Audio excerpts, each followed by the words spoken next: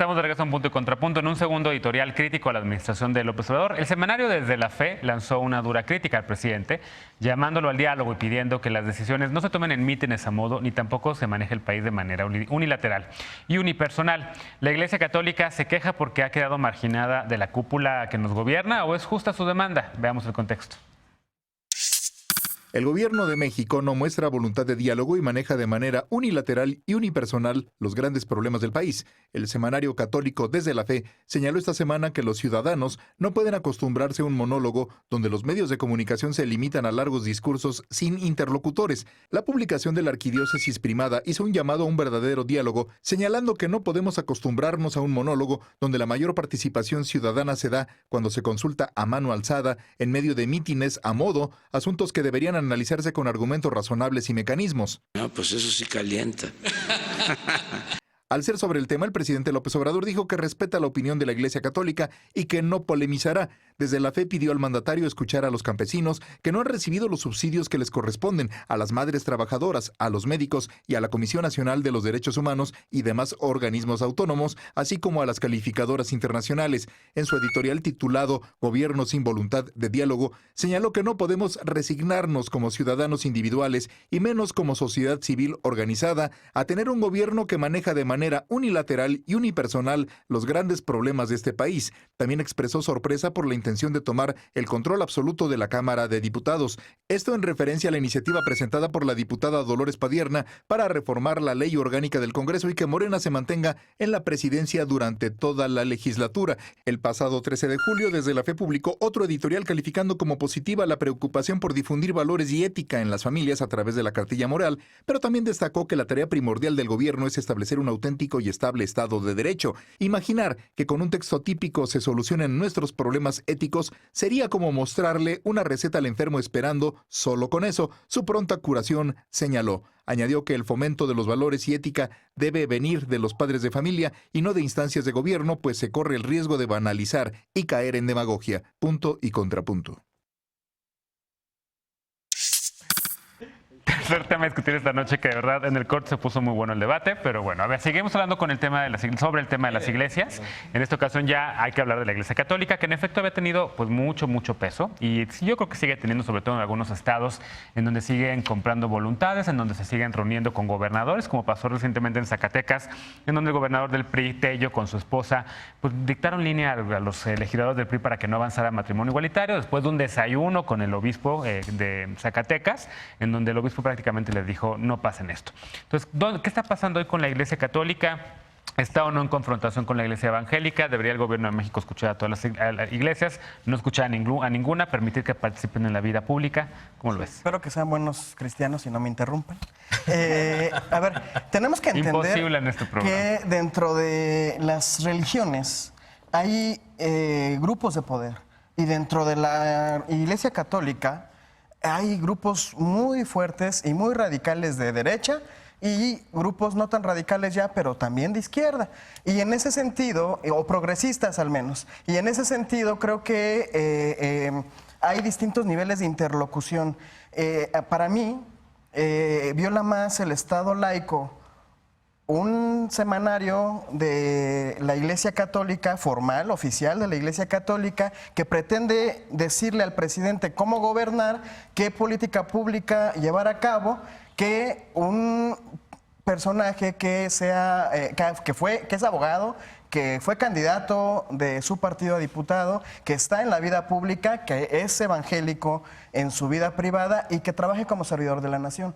Entonces, por un lado. Por otro lado, el programa anterior hablábamos, justo hay grupos de poder, y estos grupos de poder, específicamente los evangélicos en el mundo, han tomado mucha fuerza y mucha relevancia. Sí, ellos se han encargado de hacer que el mundo empiece a girar hacia la ultraderecha, no a la derecha. Niega el calentamiento global. Niega derechos a personas LGBT. Habla en contra de derechos de decidir a las mujeres, hacen golpes de Estado o desestabilizan al país. Entonces, y defienden presidentes ultrafascistas. Sí. Entonces, desde este análisis, Andrés Manuel, que es un dirigente que conoce de correlación de fuerzas y de equilibrios de poder, por supuesto que tiene que tener una relación con distintos grupos. Ahora bien, decía algo veloz que quiero rescatar. De repente es mejor tener claridad de a qué grupo pertenecen y cuál es su agenda, que muchos grupos de religiosos ultracatólicos, de ultraderecha, que operan en la clandestinidad y tienen injerencia en la vida pública de este país, sobre todo en el Bajío. Entonces, mejor tener claridad de a dónde pertenecen y a qué agenda pertenecen. Ahora bien, se supo por una investigación periodística. Pero del tema de los No, lo tenemos desde hace muchos años. Pero esta investigación no dice nada nuevo bajo el sol. Perdóname, pero yo llevo monitoreando estos grupos desde 1990. Pero no quiere decir que sepas que Manuel Añorbe... ¿Tú sabías que Manuel Añorbe? Por interrumpirme. Manuel Añorbe no sabe. Un punto para... Ahora, en este asunto de los equilibrios, creo que es muy importante que haya este debate que es muy bueno, muy interesante, pero también un reconocimiento pleno a la necesidad de que sí se establezcan diálogos con los distintos grupos de religiosos, porque al final de cuentas, y como bien dice Andrés Manuel, pues sí tenemos que atender que son grupos que tienen incidencia en la vida pública.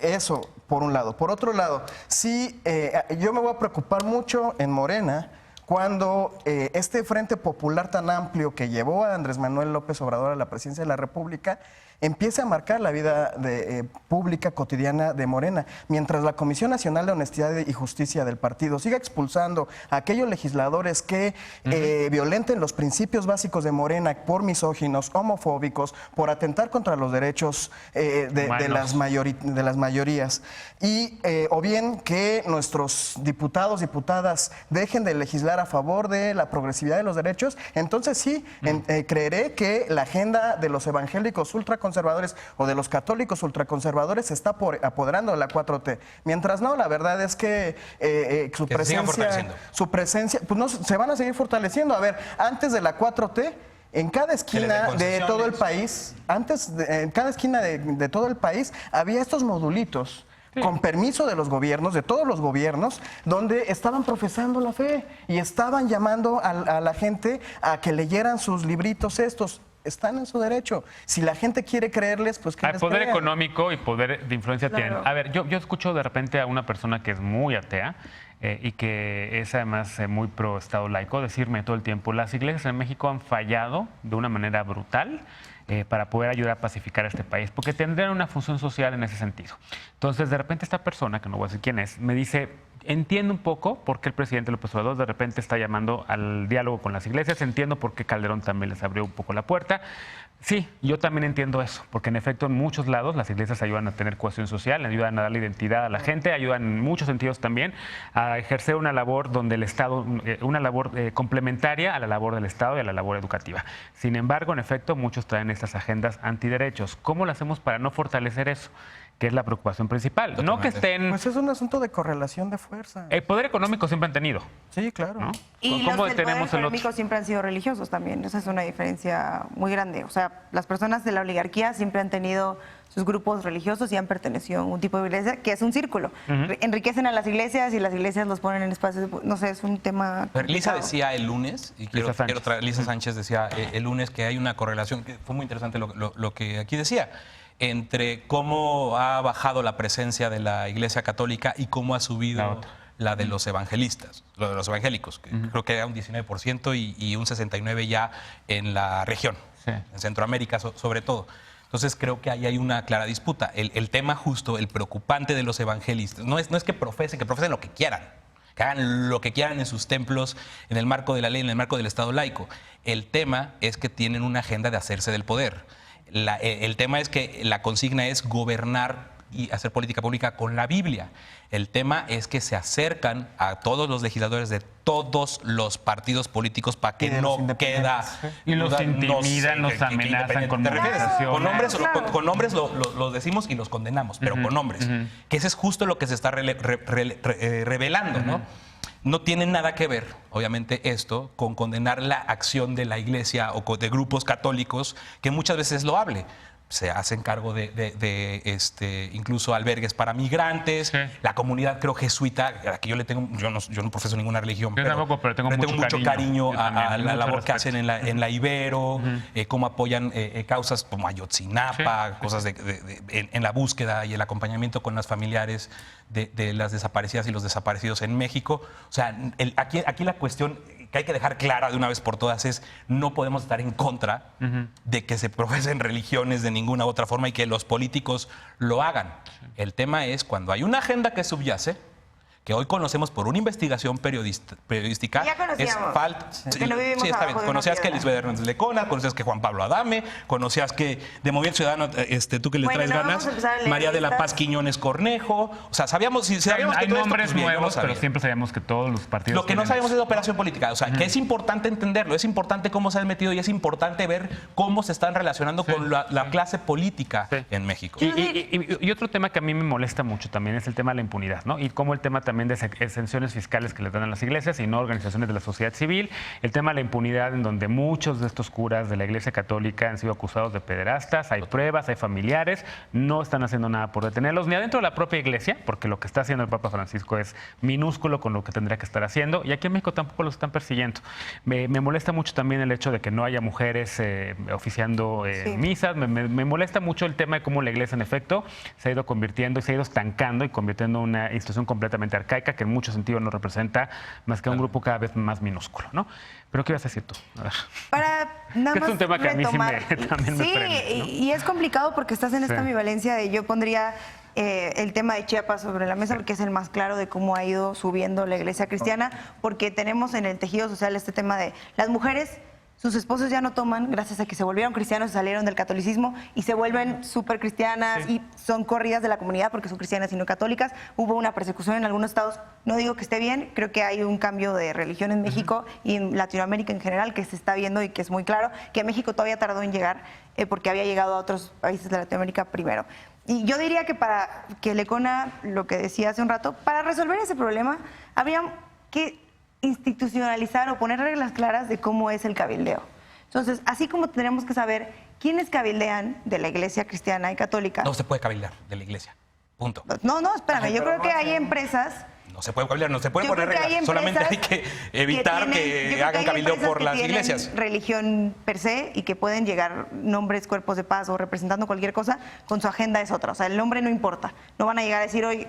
Pero yo sí creo que México tendría que transitar a que sepamos quiénes son las personas que están trayendo organizaciones de cualquier tipo de otros países que los están acercando con los legisladores y las legisladoras. Cuando nosotros sepamos quién se dedica a la tarea de llevar personas con legisladores y legisladoras para que les aprueben presupuesto para empresas, poner algún tipo de, no sé, iniciativa. Está Lee bien, la investigación y te vas a dar cuenta cómo ya los empezamos a saber. Y así sabríamos y creo que terminaríamos con el tema del lobbying. Pero creo que aquí también, o sea, por ejemplo, hay algo que también se olvida y son los 500 años de deuda que muchas comunidades indígenas estamos reclamando. Y por ejemplo, o sea, sí, están discutiendo sobre la fe, pero también no estamos discutiendo y no se está escuchando a quienes estamos pertenecientes a comunidades indígenas y pedimos una forma de reconocimiento, pero también de reparación de 500 años. Y yo creo que eso tampoco nos está escuchando.